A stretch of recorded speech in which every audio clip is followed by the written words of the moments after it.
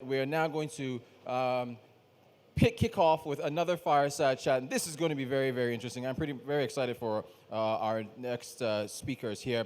I want to first introduce. Okay, so the topic, of course, raising the next generation of tech talents. Good afternoon, everyone. Allow me to stand on any existing protocols, if such are observed at an event like this. So some people may or may not know that Seni and I are friends. So we may just gist like nobody is here, because I've not caught up with Seni in quite a while.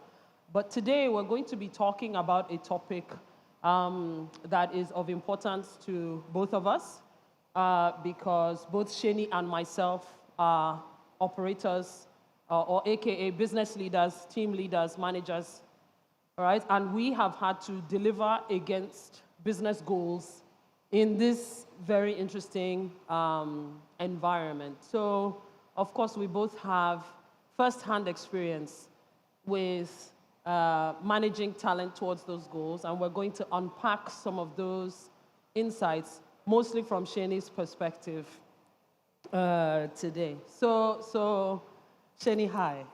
Hello, Adia. Good to see you again. Shall we start with the problem? What is there a problem?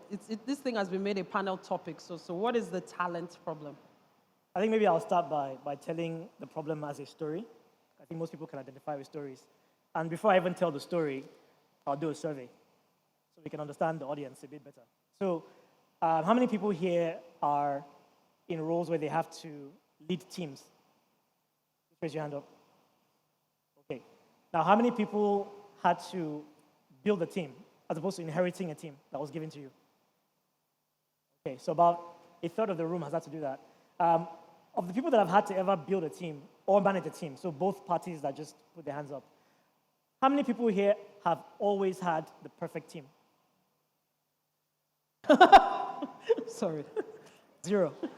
Okay. How many people here feel like with all the teams they've ever had in this country or continent, they've had superstars across the board, and it's their fault that the team didn't function properly?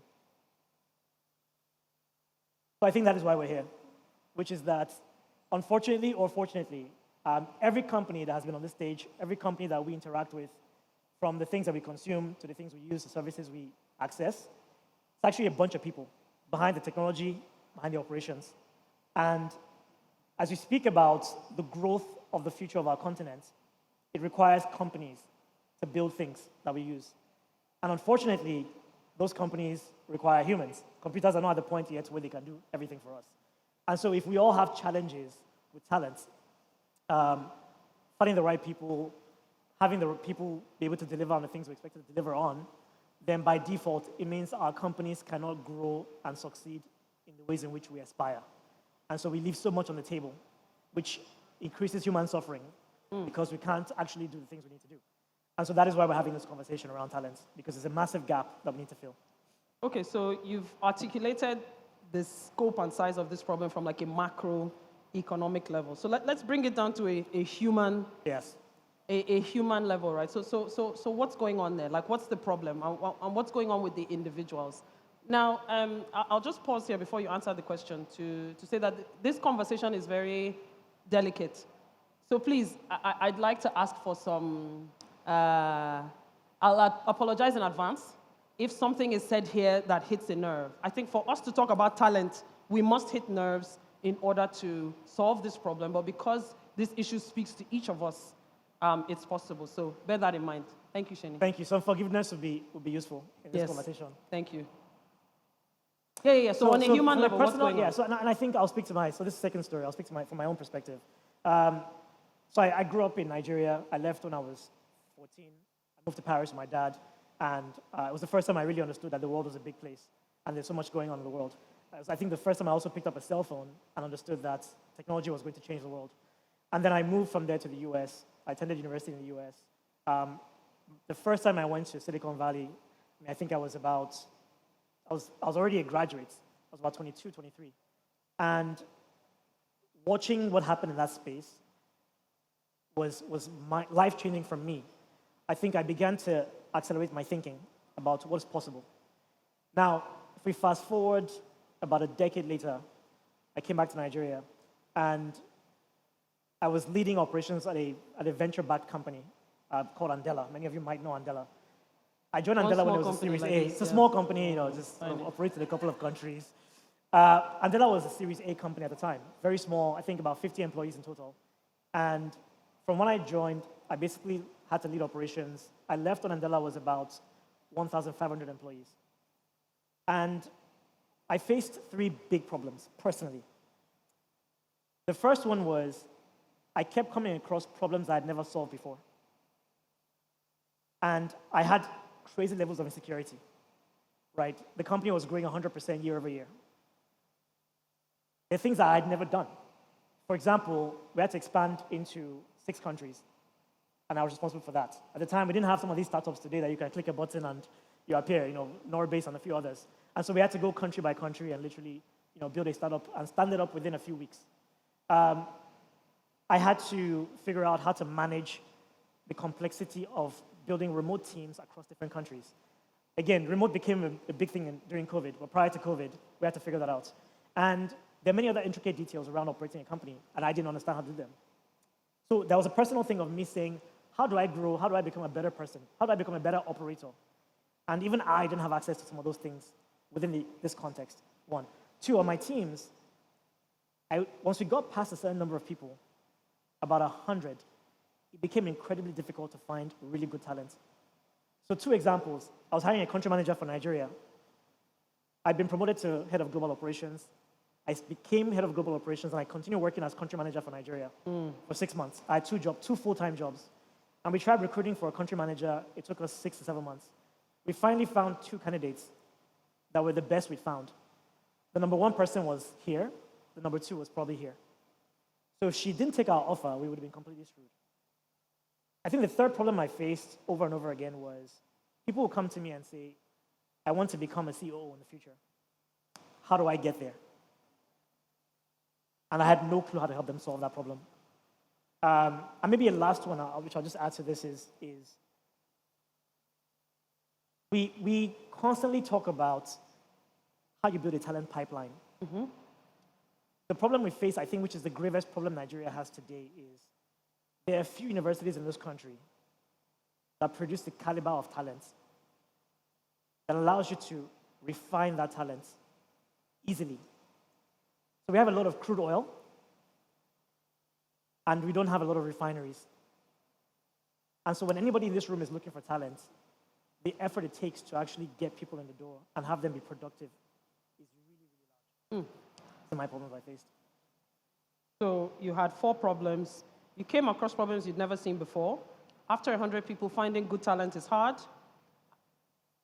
Unclear path to moving up in today's realities of the workplace and the difficulties with building a talent pipeline. So you used a word here that takes me to something I wanted to talk to you about, caliber, right? Which implies that there's a standard for good talent and the opposite, which is bad talent. So can we talk about standards? Do we need them? Should we have them? And what's wrong with the ones we have in Nigeria? And I ask this in the context of someone that has tried to achieve in Nigeria, in France, and in Silicon Valley, right? Because I think one of the challenges I have is that knowing what good looks like is the first point of awareness. And I get a different picture of what good looks like depending on the person, their level of exposure, the organization, the age of the organization. There are so many details. So talk to me about your thoughts on caliber. I think that's actually one of the biggest problems. If you take a look at pathways like investment banking, maybe law, there's a bit more clarity. Conventional careers. Or consulting, for the consultants in the room. There's a bit more clarity around what capabilities. Yeah, this room does I think we're safe. Yeah. There's a bit more clarity around what do people need to know at different levels.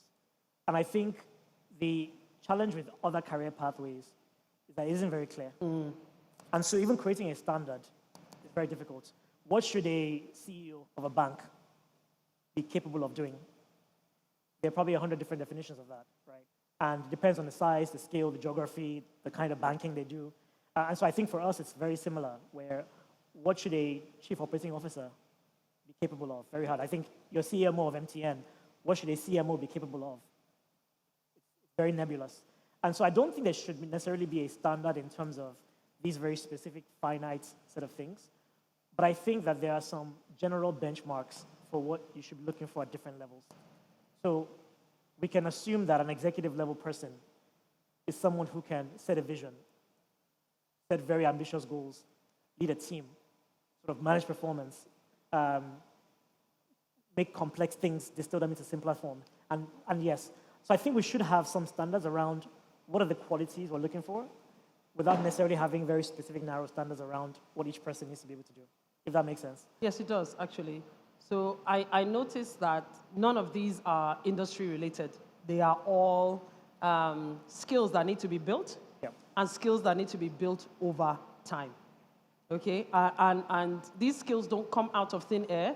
They usually emerge from a structured environment, and then you can now take them into situations where you encounter problems you've not seen before, but these skills allow you to react. So given that we are moving into a world where the shape of careers is unpredictable, and it doesn't have to be anymore, right? How do you give a 19-year-old that finishes university or a 21-year-old that finishes university and has never had a job but wants to start a company, how do you put them on a path, right, to getting those skills? Because they're coming out and they're becoming a CEO on day one.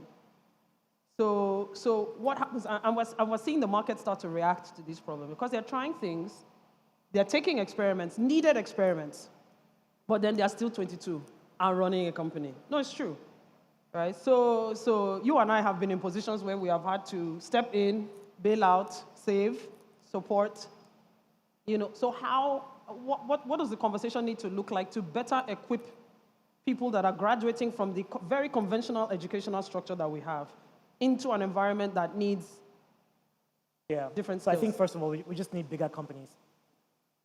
Okay. When I say we need bigger companies, we need bigger, better companies. Okay. I think I'll explain that in a second. If you look at some of the biggest companies in Nigeria today, again, we said in the beginning that forgiveness is required on this panel, so please forgive us. A lot of the companies that are at the forefront in Nigeria do not necessarily compete on a global scale. Okay.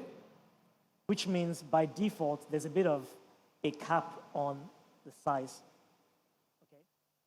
Now, if you look at some of the most successful sort of markets in the world, people actually tend to grab talent from big companies. Big companies who have played on a global scene. You can pull talent from those companies, you can bring them in-house. So I think that what we need to do a bit more of is have young people be able to work at larger companies that are structured properly so they can learn how things are actually done, and then they can sort of feed into smaller companies later. Okay, That's the formula. So, Seni, wait. No. In terms of likelihood in this country that we're in, how likely is that to happen? I think it's happening to, the Lagos State sort of representative spoke about that. I wasn't aware of the program they had where they placed 2,000 people. I think the Flutterwave CCO just spoke earlier about how they hired 200 people. Those are not scalable in the sense that, we need hundreds of thousands of this, right? And I think that's where we're stuck. And I think full transparency, we've had this discussion a few times. That's where we're stuck. As an ecosystem, we need to figure out how you can get 100,000 people per year to get placed within really strong companies so they can learn how to operate, and then they can go back and work with other companies.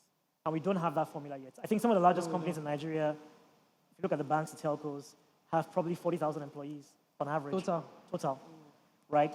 And there's a finite number of them. And so I don't think I yet have a solution that is domestic.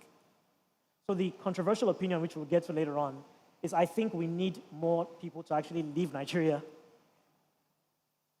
Not less. So more Japa, not less. There are 200 million people in this country.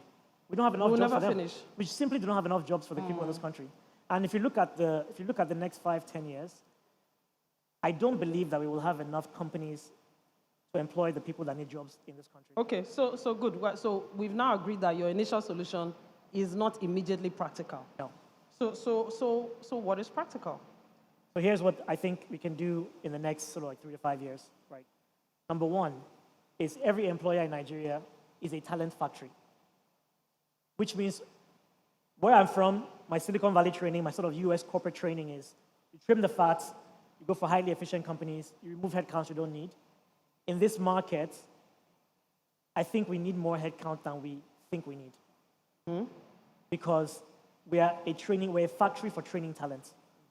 So the way business is done, typically where it's, again, streamline the headcount to make sure you don't have excess fat, there may need to be a rethinking of how Nigerian business needs to be done. Maybe we do need more fat.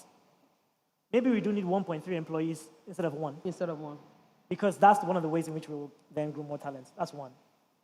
I think two is any company today that doesn't have a clear learning and development strategy is doing a disservice to our country. No, but what about people that feel that they should train you and you have to stay? Because that for me, it's an unfortunately pervasive. It happens in the US. Okay. So if anyone here works at McKinsey or Bain or BCG or Accenture, if you go, or Goldman Sachs even, if you go work there and then they sponsor your MBA, you're coming back to work for them for a couple of years. But that's temporary, right? I feel like there's no duration with a Nigerian boss, Okay. right? They feel like they own you forever Yes. because they sent you to one training course. And I think that's changing. You know, so no. Honestly, I agree with you Yes, on the factory correct. point. Yeah. And I've spoken to some people who complain about attrition, and I'm like, recognize that you are going to lose your team, your entire team, every 2 years. Yeah. When you make peace with that fact, Yes. I think you can go in a different direction. But then, how that creates a lot of pressure for some companies, the companies that get it, or the companies that are breeding the talent that is worth poaching. Yeah. But there are not enough of them to actually do this. So, Yeah. so how do we, get to the point where we are turning out 100,000 managers, but how do we also help managers understand what they don't know? Because there are a lot of people that think that they are performing at a better level Yes. than they Than they actually are. are, Yeah. right? But they need other skills. Yep. So what does that conversation need to look like? I think Adia is trying to secretly market my new company on my behalf. Thank you. So I think with human learning, right, let's go back in time. The singular most effective way for people to learn ever since time has been apprenticeship, right? The blacksmiths of back in the day was a blacksmith banging the metal every day with an apprentice next to the person and giving them immediate real-time feedback. If you look at us today, any high-performance sport or occupation, there's a one-on-one relationship between a coach and the performer. Musicians have coaches. Formula One drivers have coaches. Football players have coaches. Justin Bieber has about 10 coaches.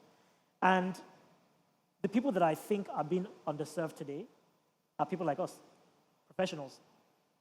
Where are our coaches? We don't have any coaches. I have to just figure it out on the fly. So I think that one of the pillars is how do we get more coaching? That's number one. So people can understand what good looks like and they can get a better sense for how they fit into that picture. That's one. I think number two is we need to have more structured programs outside the companies. So this is actually a theme that's emerging globally. There's a company called Reforge in the US. There's one called Junto in Europe, and there are a few others around the world. And what they're doing is basically saying, we know that most companies cannot do L&D very well internally. So we will build external L&D programs, and companies can sign up to those programs, and they'll have experienced teachers, essentially teaching and training people on different skill sets. And that's actually very much what I am doing now as well for this market, is how can we get Adia and myself and other operators who have been in the trenches, who have worked in these industries, in these roles, to take a small part of their time and teach the next generation of people how to get there, essentially. And I think with that, you're no longer tied to the constraints of a company structure, and you can actually begin to scale massively. The third thing I would say, or the third or fourth, is we do have to figure out how to get people into actual jobs.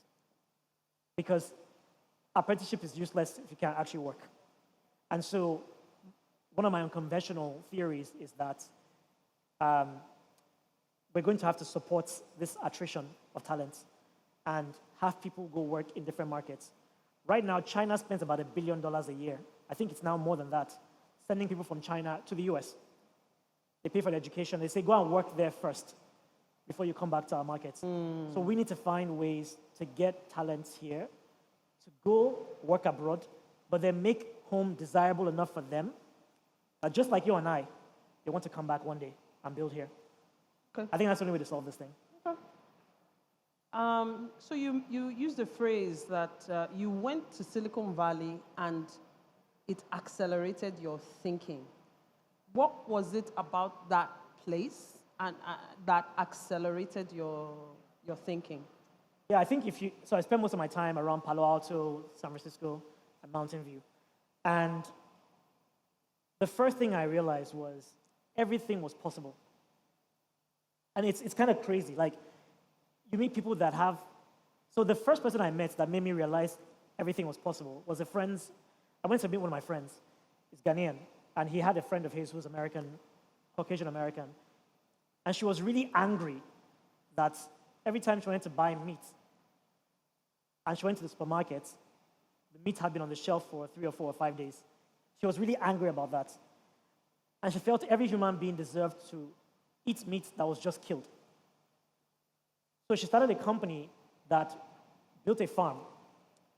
And every morning they would butcher cows, and they had different distribution trucks that would drive them around different neighborhoods. And using an app, you could order the meat. You can put the size of the meat you want, what part of the meat you want, kilos, and they will deliver to your doorstep. Now, the company failed eventually, but she raised money. She raised about $3 million to do this thing in 2010. I didn't understand what venture capital was. I didn't understand this whole world of startups. But the fact that someone could raise money from people, they give her money to do this thing, for me, was crazy. And I think I began to see more and more people like that were like, oh, I woke up this morning and this thing happened. I was very upset. So I went to build a company to solve that problem. And then someone wrote me a check for $5 million. And I was like, so people are just giving you money. And so I asked her, I said, okay, you were obviously a CEO of a company before, and then it was very successful, and then, and she said, oh, no, I used to work at Google for 3 years. Okay, what did you do at Google? Oh, I ran like some YouTube program. I said, so why are you qualified to collect $3 million? She said, oh, I pitched to investors. I said, who are investors? She said, oh, people that, give. And so it opened my mind. And so I think I began to think anything is possible. And so if you fast forward, a few years, coming back to Nigeria, when I was speaking to, Jeremy and Christina, these two Americans, who said, oh, we can figure out how to get thousands of Nigerians to work remotely for companies in America. And I was like, I don't know if I believe this, but 5, 6 years later, it's now become normal for somebody in Owerri, in Ibadan, to get on their laptop every morning and be leading teams in Austin, Texas, right? So I think that, if that didn't happen, I never would have thought this was possible. And that's how we came full circle. So I know we've kind of talked about this a little bit, but what is a radical opinion you have about talent? Like, this is the comment we've been asking for forgiveness for all morning. So what is a radical opinion? Because I feel like if we don't touch these truths, we're not really going to get into it. Okay, well, so my radical opinion is this. I'll first say something that will make people love me, and I'll say what will make them hate me as well. On the side of looking for your favor, I would say that I haven't come across a talent pool like what we have in Nigeria, and Lagos in particular, that is more ambitious, aggressive, energized, hungry to create, to add value, to succeed, to learn. I haven't come across anywhere, including Silicon Valley. The things people are doing every day here to overcome the challenges and obstacles, it is incredible. On the one hand. On the other hand, I think that we have a very mediocre talent pool. If you go on LinkedIn today, because I'm helping a company do some recruiting now just for as a consultant, I see a lot of CVs where the person puts executive, and then you go through their LinkedIn profile, and you ask yourself, if I put you at a Peloton, or a Google, or Facebook, Would you be an executive there? And the answer is absolutely not. And so I think everyone in Nigeria is playing 2 levels below what they need to play. The CEO in Nigeria, no matter how ambitious they are, no matter how successful their company is playing 2 levels below where they need to be. Because their senior management layer is playing 2 levels below where they need to be. Because their lower levels are playing 2 levels below where they need to be. Because our universities are playing 2 levels below where they need to be. And I think as a result, when a foreign company on average enters Nigeria, they destroy our local companies. On average. When an Uber enters Nigeria, ride-hailing stops in Nigeria. When a Bolt and Uber come in. When an MTN enters Nigeria, it becomes the largest telco company in Nigeria.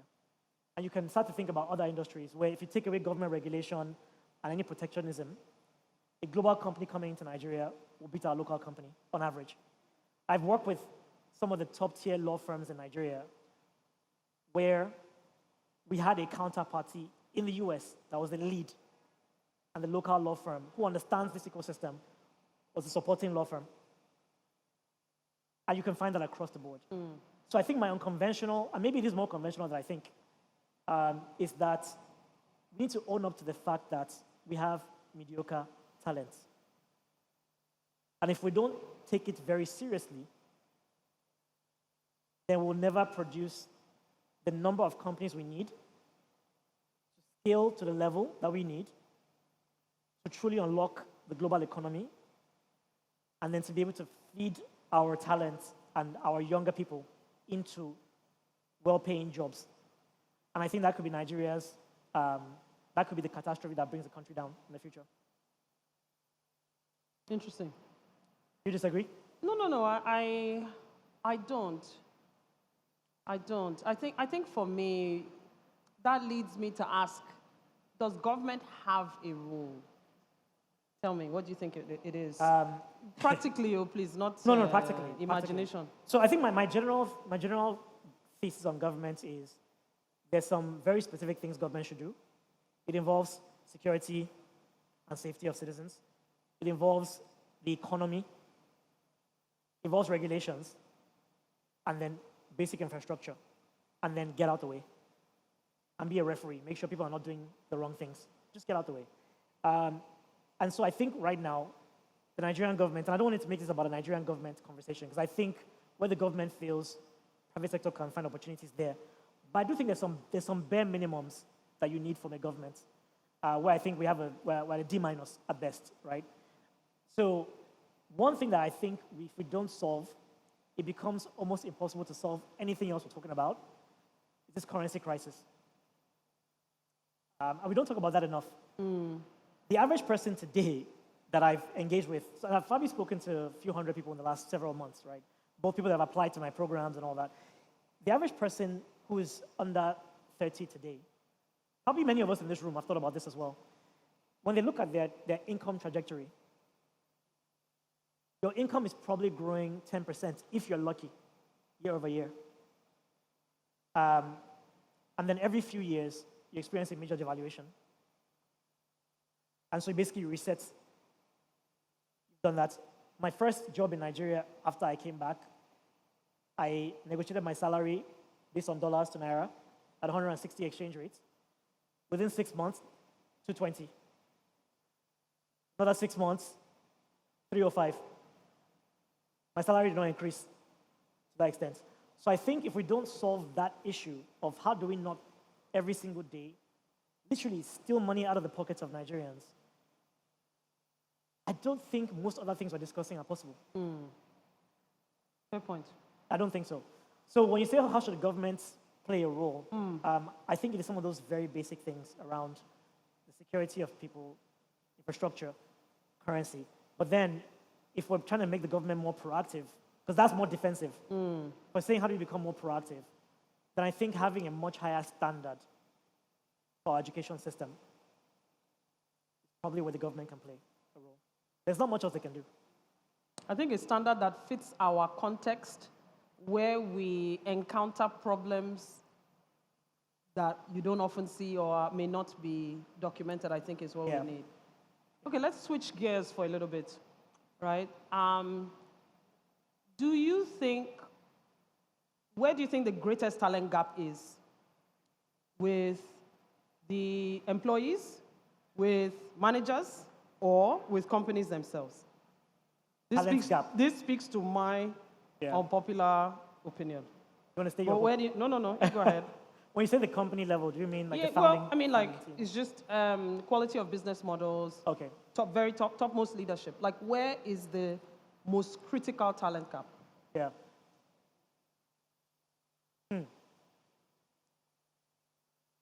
I think it's probably middle management. And I think it's both at the private sector level and the government level as well. So maybe I'll give a little bit of an analogy, right? Look at the US over the last 4, 5, 6 years, where essentially the president of the US was a moron.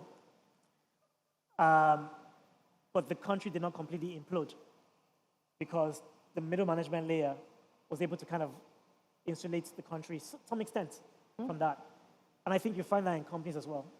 So your executives are obviously setting the direction and everything else, but really the middle management has a massive role to play in company culture, execution. And so I think that's where we probably struggle the most as an ecosystem, is that middle management layer. Now, if you look at the reasons why companies fail, management is actually top 4, right? I agree. It's a big problem. And I think we don't actually talk about that at all. No, we don't. We talk about, do we have the brilliant founders and executives? Do we have software engineers? Do we have funding? Do we have the enabling environment? But when you get all those things right, then you start to contend with your middle management layer. I think that's where we have a problem. How do you handle those conversations where you have to recognize where talent is? Like, have you ever been in a situation where you've had to sit with, To reset somebody's... to reset somebody's sense of talent? Yes, I No, did. because I think we need let's talk about it at an individual level, because I feel like we need that at a national level, right? Yeah. So, I mean, it's very heartbreaking, right? Yes. Because I think another problem, actually, sorry, let me rewind. Because I said management layer is an issue, but also, who's managing the managers? And when you're in a country where people don't see a pathway to get a very good job, on average, everyone goes to start their own company and becomes a founder or an entrepreneur. And I think that there's a benefit to the level of entrepreneurship in Nigeria, but I also think there's a curse of having too many small businesses. And when you have 10,000 people running 3 people businesses, there's an economies of scale that you're missing somehow, right? So the problem with that is you have a bunch of people that don't have experience leading people and managing people that become managers. And so how do they then teach their teams what it's like to become good managers, good management? And so I think it becomes a self-reinforcing problem. So a lot of the drama we see on Twitter, when people are complaining about horrible bosses, Oh, yes. I think some of it actually is like people that did not necessarily work in environments where they understood what good management looks like. And then they became leaders on their own. And now they're basically doing what they know how to do because they were managed by pretty crappy managers.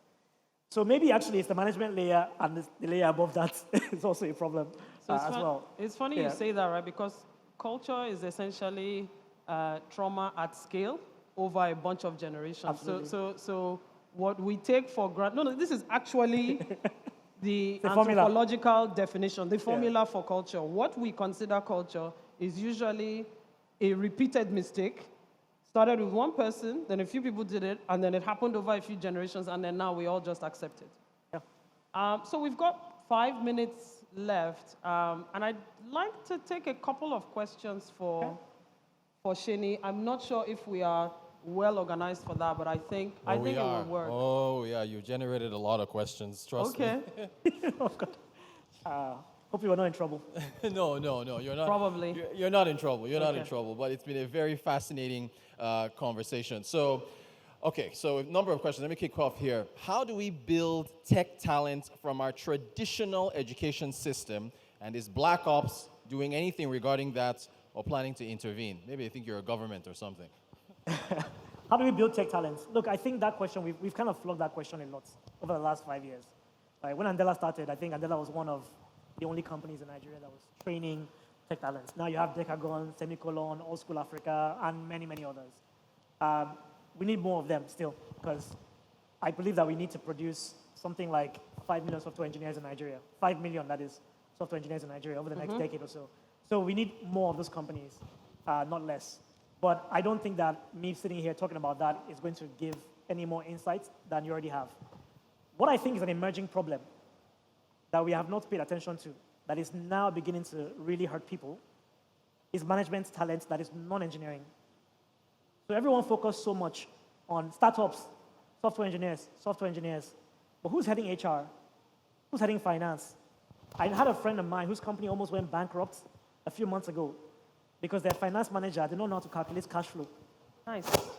And so the person thought they had several months of cash flow, and they didn't. Their runway was about 3 weeks. They started calling suppliers to give them supplier discounts and prolonging accounts payable and things like that. Who's running legal? So I think that is actually where I've shifted my conversation, is how do we enable companies to scale through non-technical talents? When you want to expand into a new country and hire a country manager there, that's a limiting factor.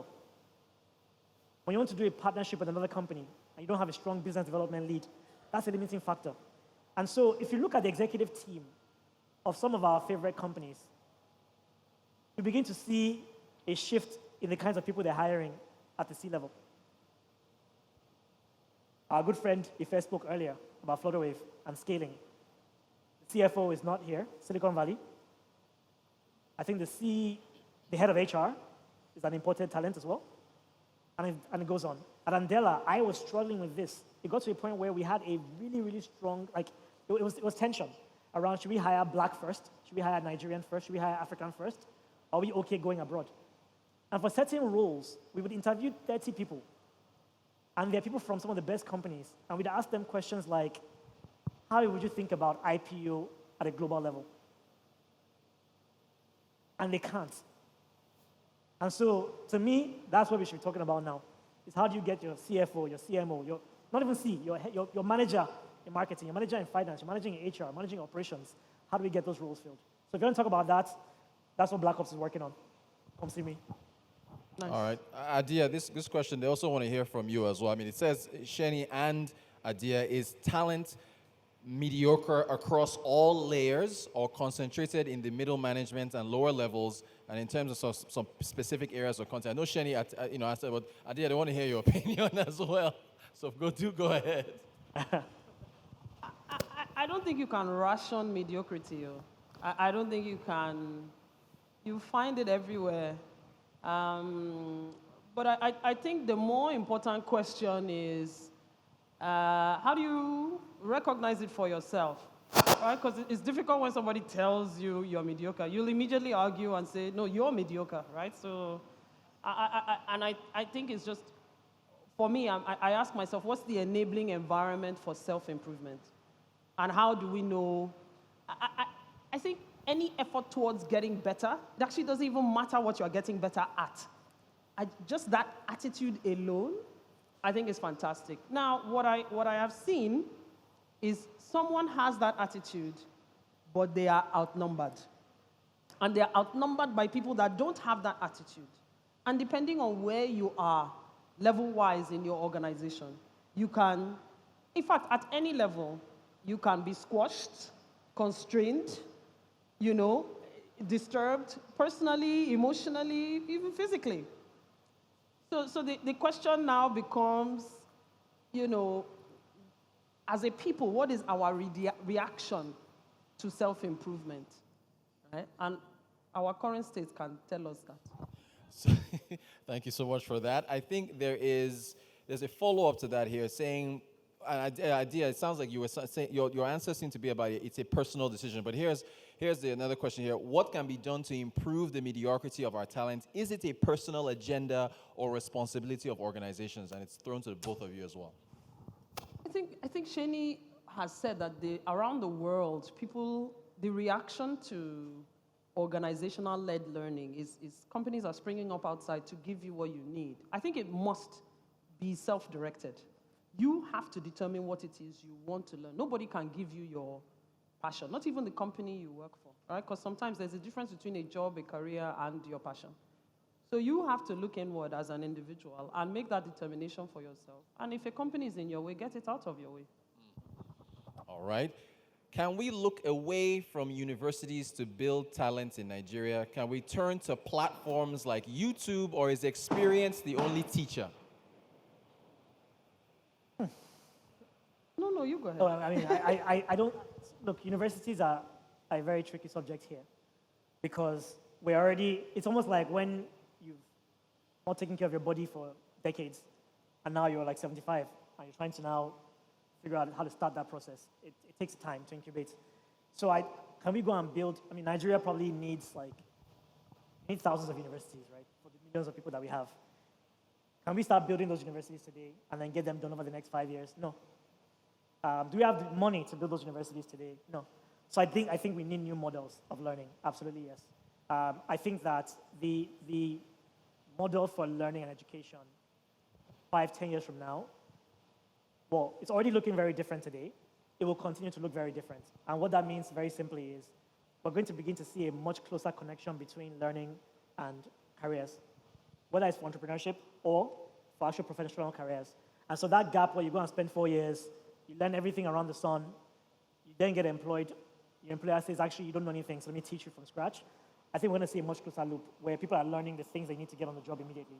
And so that's where we can begin to entrepreneur our way into a successful talent pool in the future. All right. Another question, a follow-up for Adia. I said, Adia asked if there's a role for government, but really at this stage, isn't the question what should investors and operators be advocating for? What do you make of that? I mean, it's both questions can exist in the same space, right? It's not one or the other. And it depends on your point of view. So to the person asking that question, if government is not giving you what you need, find a different solution. But to the previous question, though, I think universities have two purposes. Education is one, indoctrination is another. So there is a training and a rigor that comes from getting up and going to school, which starts in nursery school every day, right? But they were preparing us for, this was pre-COVID, this was pre-remote work. Yeah. That was what those institutions prepared us for. What do the institutions that prepare us for work today look like? And with the population that we have, right, that cannot physically go through the institutions that we have, but is also primed to work remotely from here, how are laws supporting that talent creation and that talent development, right? So for instance, there's I think online education, full online education is not certified in Nigeria. So there must be a physical institution present where students can go. I don't know what the mix is, but that for me begs a question, right? Can you physically fit the number of young people into the education institutions that we have, even on a part-time basis? I don't think so. Not possible. I guess maybe I'll answer that. Oh, sorry, go ahead. Yeah, go ahead, please. I was going to say, I'll answer the second half of that question just very quickly, which is, you said, what can investors, operators do? I think you've answered government to a large extent. So basically, anyone who's an investor, I think my advice on behalf of all of us and the next generation of people in this country is, please get your investment committee to have a thesis on upskilling. Mm-hmm. Upskilling should be one of the theses. So if you're thinking of healthcare, you're thinking of fintech, you're thinking of any other sector, education, but particularly upskilling, should be an investment thesis. There's somebody in this room here somewhere, I'm not going to say her name, but who's involved in upskilling in a particular sector. And someone like her should have a lot of resources allocated towards her company if she finds a way to scale it. So upskilling should be a thing where that's one of the next wave of investments focuses we have, I think one. And then for operators in particular, I say there are two things. You can either start giving your time to groom the people that could become your future employees or colleagues or whatever other way you interact with them, which is at work today, like mentor someone, coach someone, develop someone. When you find a company who's asking you for time, actually go and do that. If it's an hour a week, an hour a month, just go and do that. That's one. The second thing is if you're currently looking for ideas for things to go start, you can look at your sector and think about how to build an upskilling platform in that sector. So if you're really good at finance, how can we get 10,000 really strong finance people to go work in companies? What can you do to actually make that happen, right? And if you can't find any great ideas and you're still struggling, please go to blackops.community or Sheni@blackops.community. Reach out to me. I might be able to find a platform that allows you to do these things. All right. So Okay, we'll just take one more. There are a lot. This is generating Okay. a lot of questions. So one more, because we got to go to the next fireside chat. But I think this is kind of similar, though, because Sheni was just talking about upskilling. But I think this is more about critical thinking, and it's directed to the both of you. How do we get staff to become self-thinkers, i.e., to run the business like the owner would? I think you are conflating critical thinking with a sense of ownership. Right? It's like that job, career, passion split, right? So, yeah, critical thinking can be taught, but I don't think we teach it right now. And I think we should, in order to allow people that find themselves in Shani's situation of you need to solve a problem where there's no playbook. You need to be able to think on your feet. But I think me personally, of course, on your CV by default you put critical thinker there now, right? But I didn't realize until well into my career, where I had applied it and where I hadn't. But once I knew, I leaned into it, and honestly, that was a personal level up for me. So that's stuff that I have spent a lot of time teaching my teams. And it's definitely something that needs to happen at scale. But that's quite different from somebody coming in and deciding whether they want to align with the company's goals or align with their own. All right. Shani, you want to add to that, or you're good? I think my answer will be pretty similar to Adia's. Yeah. Ladies and gentlemen, please, a round of applause for a very Thank you. engaging chat. Adia Sowho, of course, Chief CMO at MTN Nigeria, and Seni Sulyman, founder at Black Ops. Thank you guys so much. Thank Very, you. very much. Thank you.